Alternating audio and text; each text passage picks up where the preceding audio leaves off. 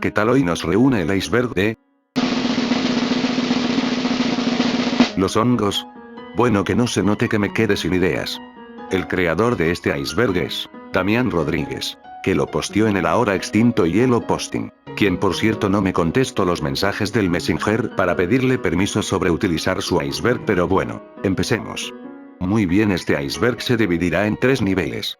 Y estos a su vez se dividirán en colores. El verde como lo más superficial, que son datos que bien se podrían decir que son datos curiosos. El naranja como lo del medio, que son datos más oscuros que pueden ser algo más terroríficos que curiosos. Y por último el color rojo como los datos más perturbadores del iceberg. Sin más que decir, yo soy Piña. Empecemos. Así es, aunque para muchas personas esto es obvio, para otras no. Pero ¿en qué se diferencian estas? Los hongos no son vegetales porque no realizan la fotosíntesis a partir de la clorofila, como hacen las plantas, sino que, mediante la producción de una serie de enzimas, hacen la digestión del medio en el que se establecen, degradando la materia orgánica, y, una vez digerida, la ingieren, la absorben. En lo que se denomina la cadena trófica, la función de los hongos es la de descomponer los detritos vegetales y animales, enriqueciendo el suelo con compuestos inorgánicos mediante la acción de enzimas que atacan las sustancias orgánicas.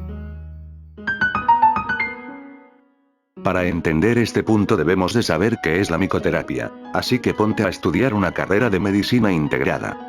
Bueno, pero si no tienes tiempo para eso, te explico qué es la micoterapia. Pues en resumen es una especialidad de la medicina como la herbolaria, que en lugar de plantas se emplean hongos. Pero, ¿cuáles hongos?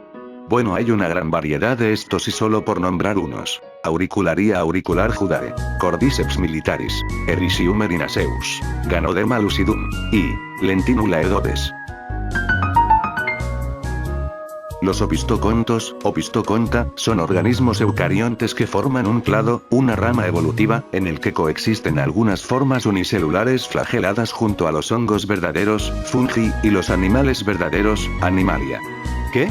En palabras más claras, los hongos son más parecidos a los animales que a las plantas, ya que ninguno de los dos realiza la fotosíntesis, además de que ninguno tiene pared celular.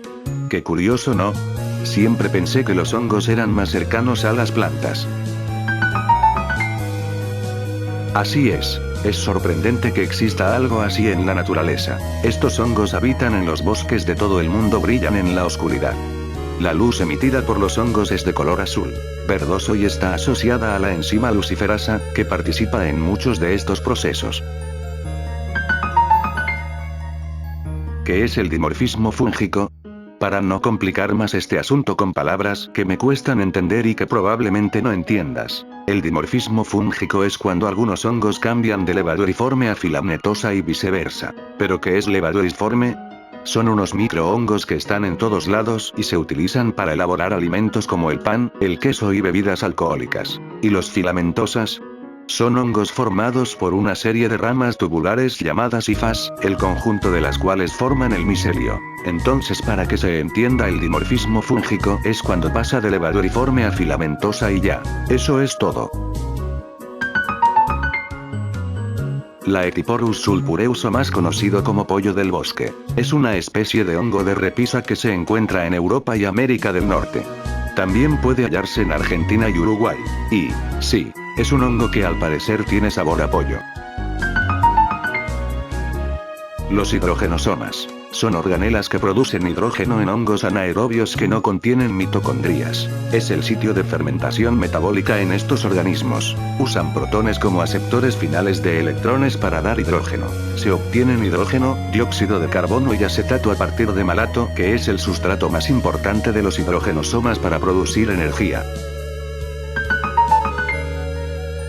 Muy bien, en esta parte dice que los omnicetes está más del lado del grupo de Heteroconta. ¿Qué quiere decir esto? Bueno, antes que nada hay que explicar qué son los omnicetes. Los oomicetos son un grupo de protistas filamentosos pertenecientes al grupo de los pseudohongos. El nombre significa hongos huevo y se refiere al oogonio, estructura grande y esférica que contiene los gametos femeninos. El grupo engloba especies tanto saprófitas como parásitas, muy vinculadas al medio acuoso. Entendido esto, hay que explicar qué son las heteroconta. Los heterocontos o estramenopilos son una de las líneas evolutivas principales de Eukarya, con unas 25.000 especies descritas. El término heteroconto hace referencia a la presencia de flagelos desiguales, característica del grupo. ¿Qué quiere decir esto? Bueno, que este hongo es más parecido a un heteroconto. Tanta explicación para algo que apenas puedo lucidar a entender. Los hongos psilocibios, también llamados hongos alucinógenos, son hongos que contienen sustancias psicoactivas como la psilocibina, la psilocina y la biocistina. En un primer momento de la investigación científica de los mismos, se suponía que sus efectos tóxicos se debían a sus interacciones con el receptor muscarínico de la aceticolina, de ahí el nombre. Existen varios géneros y más de 200 especies que contienen estas sustancias. Los géneros son, entre otros, Agrokibe, Conokibe, Copelandia, Galerina, Gerronema, Gymnopilus, Hippoloma, Inokibe, Misena, Panaeolus, Pluteus y, sobre todo, Psilokibe, género al que pertenecen la mayor parte de las especies que contienen estas sustancias. Hay quien los usa como una droga alternativa. Es necesario tener la precaución de no confundirlos con setas venenosas. La mayoría de las especies, 53, se encuentran en México. La psilocibina es un alcaloide triptamínico que en el cuerpo se metaboliza en psilocina, un compuesto alucinógeno responsable del efecto psicoactivo de ciertos hongos comestibles. La psilocibina es producida naturalmente por alrededor de 200 especies de hongos, incluyendo los del género Psilocybe como P. cubensis, P. semilanceata y P. chianescens, y además ha sido publicado que se ha logrado aislar desde una docena de géneros. Se los conoce colectivamente como hongos psilocibios. La posesión, y en algunos casos el uso de la psilocibina o la psilocina, es ilegal en muchos países alrededor del mundo. La psilocibina ha sido investigada como un tratamiento experimental para muchas enfermedades. En 1961, Timothy Leary y Richard Alpert llevaron a cabo el proyecto psilocibina de Harvard, ejecutando una cantidad de experimentos respecto al uso de la psilocibina en el tratamiento de trastornos de la personalidad y otros usos en tratamientos psicológicos. Amanita muscaria, también conocido como matamoscas o falsa oronja, entre otros nombres, es un hongo basidiomiceto muy común y popular, considerado venenoso y enteógeno, de distribución cosmopolita del orden Agaricales. En el oeste de Siberia, el uso de A. muscaria se restringió a los chamanes, quienes lo usaron como un método alternativo para lograr un estado de trance. Las visiones que producen el hongo son similares a las del LSD. Y sí, son las que se come el Mario Tragatubos Bros. Así es. A través de los hongos y las raíces, los árboles se comunican entre ellos y con otros seres vivos. Los hongos están conectados a las raíces del árbol. A partir de esta conexión, los árboles pueden intercambiar carbono, agua y nutrientes. ¿Y esto en qué afecta a las poderosísimas Chivas de Guadalajara? Pues no sé. Bueno, este es un tema extenso que voy a resumir para que no alarguemos el video, pero si quieres verlos con más detalle, puedes ver el video de Damián Cook, que realizó un video muy bueno. Pero bueno, el hongo Fusarium es un fungi que afecta a los plátanos Cavendish, haciendo que estos no les lleguen nutrientes y mueran, pero al estar las plantas de los plátanos conectadas entre sí, estos hongos afectan a toda la plantación. ¿Y esto de qué importa? Bueno, la banana Cavendish es la que todos comemos, es la más conocida, y se cree que este hongo sea lo que extinga a la banana Cavendish. Armillaria ostoyare. Es un hongo saprofito comestible comúnmente llamado hongo miel. Es el hongo más común en el oeste de Estados Unidos. Armillaria ostoyae es bastante común en bosques de coníferas del oeste de la cordillera de las Cascadas de México. ¿Y qué tiene de especial este hongo? Bueno, en 1992 se descubrió un pariente clonal de las montañas Blue en el sudoeste del estado de Washington, cubriendo 6 kilómetros cuadrados. Creo que no estás dimensionando lo grande que es, pues es más grande que 800 campos de fútbol. Pero no tan grande como tu mamá. La Ammonia fungi.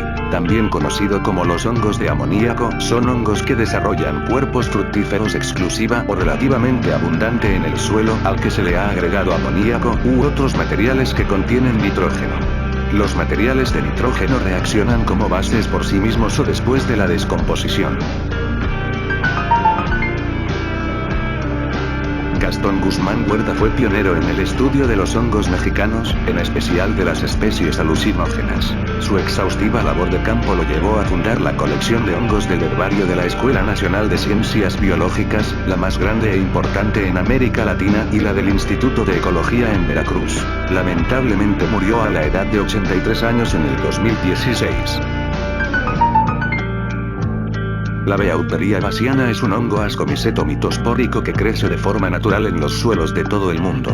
Su poder entomopatógeno le hace capaz de parasitar a insectos de diferentes especies, causando la enfermedad de la muscardina blanca, que afecta sobre todo como plaga al gusano de seda.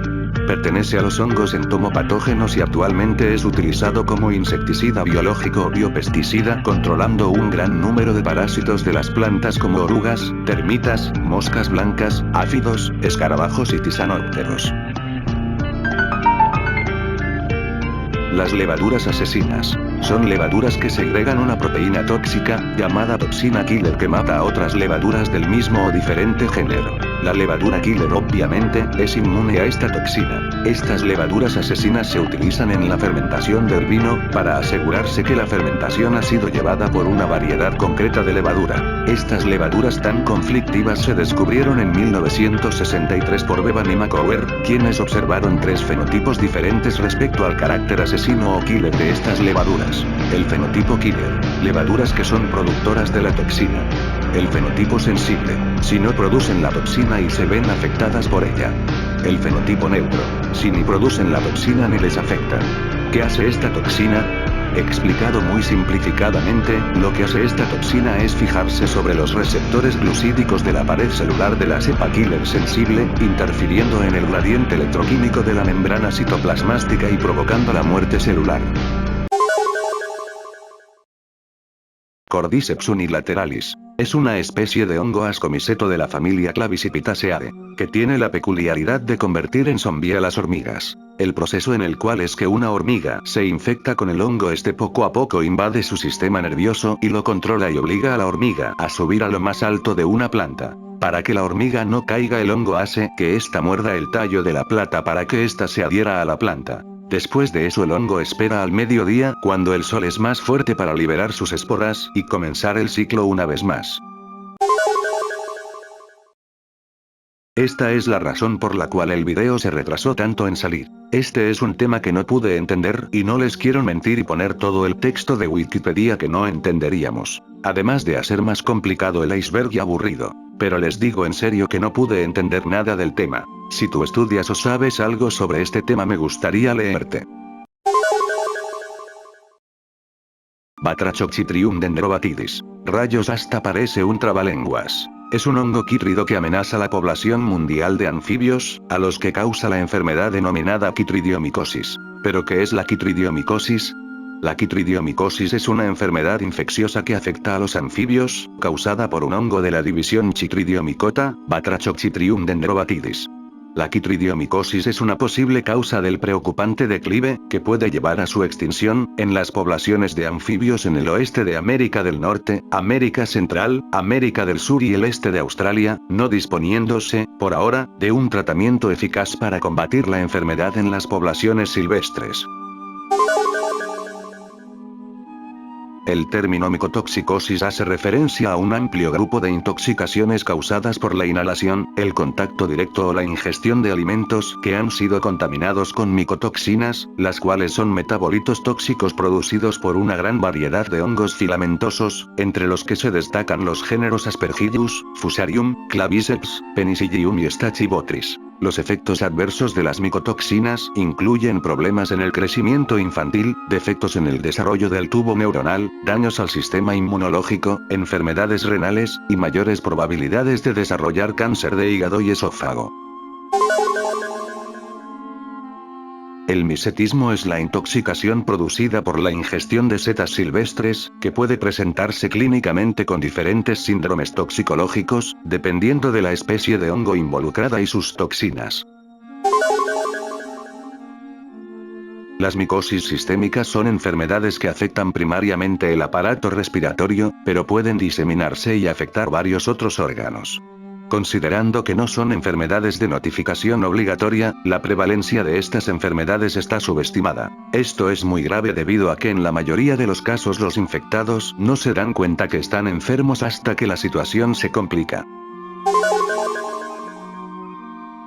Micosis subcutáneas. Las micosis subcutáneas son infecciones fúngicas causadas por implantación que comprometen el tejido subcutáneo. Estas enfermedades generalmente están asociadas a factores ocupacionales y prevalecen en zonas tropicales y subtropicales. Los agentes etiológicos son hongos filamentosos, ubicuos en la naturaleza que prevalecen en suelo, vegetación y materia orgánica en descomposición. Aunque son un problema de salud en América Latina, poco se conoce sobre su biología y epidemiología, aspectos importantes para lograr un manejo y control adecuado de los pacientes que presentan estas micosis, ya que la susceptibilidad a antifúngicos varía dependiendo de la especie. Esta revisión trata sobre las características morfológicas, manifestaciones clínicas, epidemiología, tratamiento y posible desarrollo de la no respuesta al tratamiento de las micosis subcutáneas de mayor prevalencia en Latinoamérica son esporotricosis, cromoblastomicosis, misetoma y lobomicosis. La mucormicosis es una infección micótica de los senos paranasales, el cerebro o los pulmones. Se presenta en algunas personas con un sistema inmunitario debilitado. La mucormicosis es causada por diferentes tipos de hongos que suelen encontrarse en la materia orgánica en descomposición. Esta materia incluye pan, frutas y vegetales en descomposición al igual que pilas de tierra y abono. La mayoría de las personas entra en contacto con estos hongos en algún momento. Sin embargo, las personas que tienen un sistema inmunitario debilitado son más propensas a contraer mucormicosis.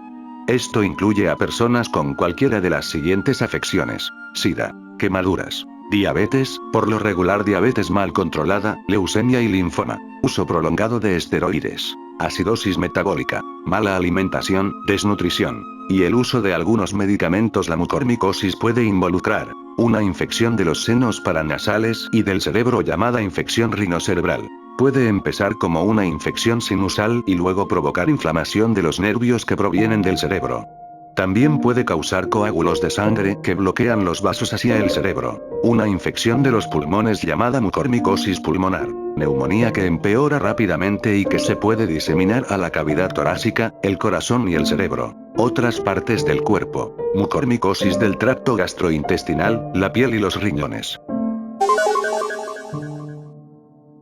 Las pseudomicosis son un grupo de enfermedades que incluyen diversas infecciones causadas por bacterias aeróbicas, es decir, actinomicetos y actinomicetos coriniformes. A pesar de que el término tricomicosis no es adecuado para nombrar esta enfermedad, debido a que en un sentido estricto no se trata de una infección micótica, sino bacteriana. O sea que como tal no son hongos del todo. Se presenta de manera particular en adolescentes y adultos jóvenes. Es excepcional en niños, aunque el número de reportes se ha incrementado en años recientes. Estos casos son localizados en el pelo de la cabeza y los reportes coinciden en que son niños con exceso de sudoración. Favorecen su aparición el estar mucho tiempo postrados, así como el uso frecuente de gorras.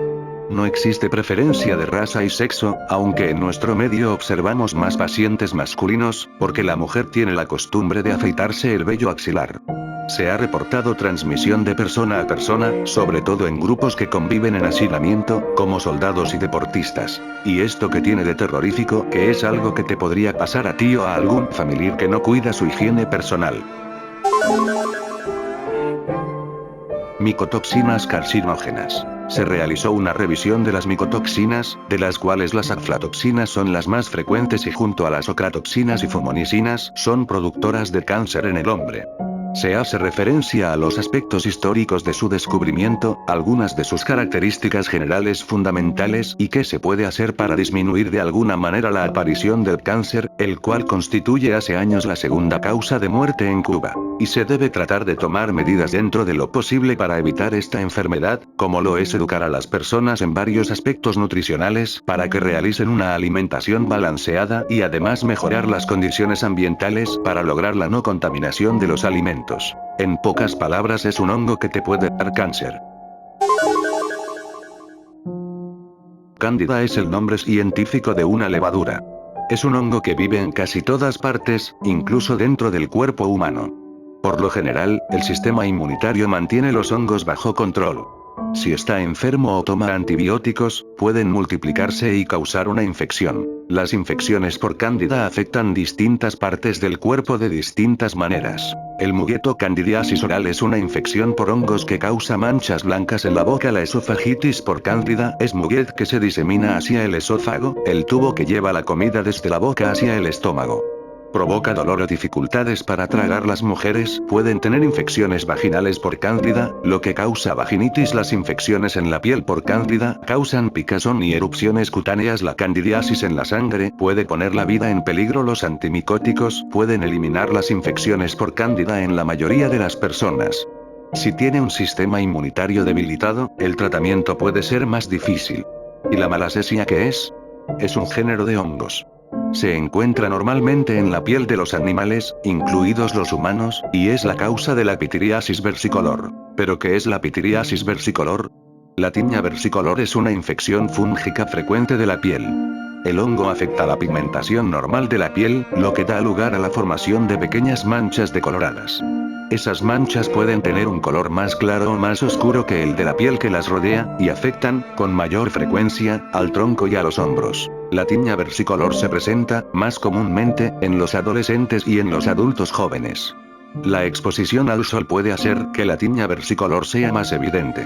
La tiña versicolor, también denominada pitiriasis versicolor, no es dolorosa ni contagiosa. Sin embargo, puede causar angustia emocional o inseguridad. Las cremas, las lociones o los champús antifúngicos pueden ayudar a tratar la tiña versicolor.